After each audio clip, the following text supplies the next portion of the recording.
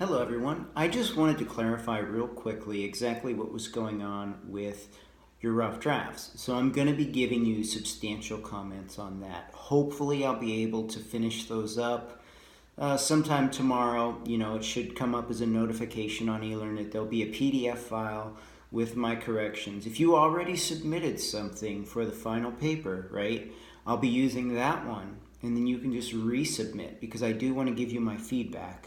And I want you to kind of incorporate that into the final version of the paper so you know what I'm looking for, right, for the graded portion. Now, another thing is that I would like to give you enough time to think about that. And so I think Sunday, right, Sunday at midnight would probably be a good due date for the actual final draft of the paper. So you'd submit that in the Dropbox under Paper 1 Narrative. One or two things I wanted to talk about. Now we're going into a section of quizzes here that deals with like noun and verb agreement and tense. I might be making some comments on your papers about that. But just remember, right, that the objects of prepositional phrases don't count for noun and verb agreement. So for example, if I had, let's say, a group of musicians, that'd be one thing. It's singular. It's a group. The of musicians is just a description of it. So the noun and verb agreement, you're using the actual subject that is not modified by any prepositional phrases or anything like that for agreement. So a group is playing. A group of musicians is playing. The other thing, the verb tense, I wanted to talk about that very quickly. The convention is if you were talking about fiction, like let's say your favorite book or your favorite movie, you're using present tense. Rambo visits the hospital, right? Okay, if it's a historical event, obviously we use past tense, right?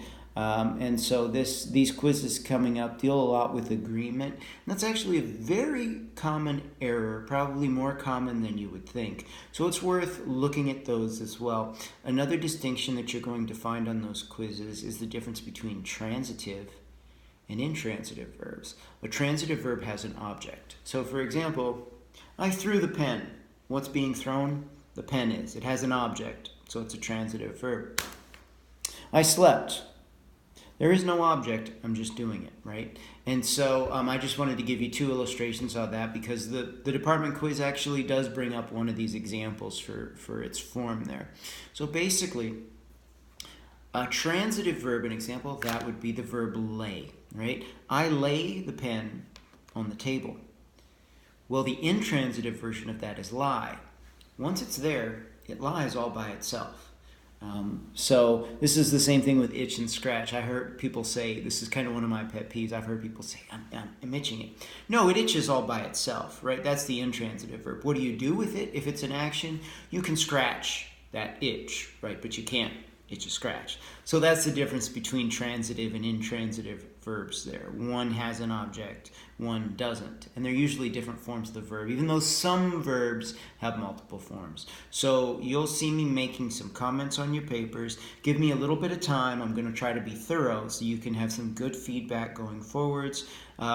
I do think that one of the most important parts of a narrative, right, a narrative that tells a story, is that hook at the start. So you may see me asking you to come up with a different kind of introduction, something that actually engages the reader instead of something that just really doesn't stand out, like grid is this, grid is that, grid is this. What's there to capture my attention or to set it apart from other audience members or excuse me, from other writers? I'm just talking today, not really thinking much.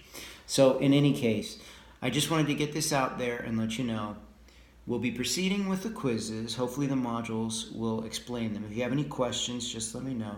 And that I think Sunday at midnight, this next Sunday, will probably be the due date for the final revision, right, of this rough draft sample paper. And that would be submitted under the Dropbox, not under sample paper, right, but under the final revision part there. If you have any problems finding it, just email me and let me know.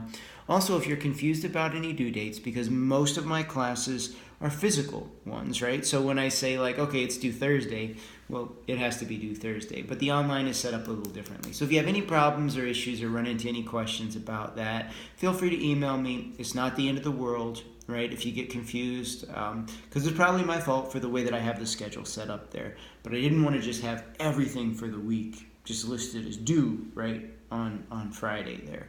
So please keep me posted if you're having any problems, and I look forward to hearing from you and reading your writing samples.